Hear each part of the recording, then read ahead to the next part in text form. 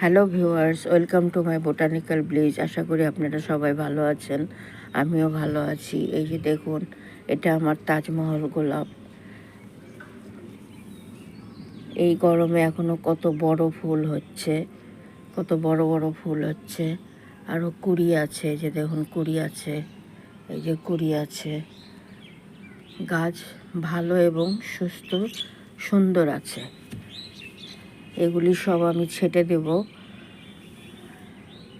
শীতের আগে ছাঁটলে গাছ ঝাঁকড়া এবং আরও সুন্দর হবে। আমি এখানে 50% বাগানের মাটি, 30% গোবর সার, 20% কোকোপিট দিয়ে গাছ প্রতিস্থাপন করেছি। আপনারা চাইলে এইভাবে গাছ প্রতিস্থাপন করতে পারেন এই মাটির রেশিওতে।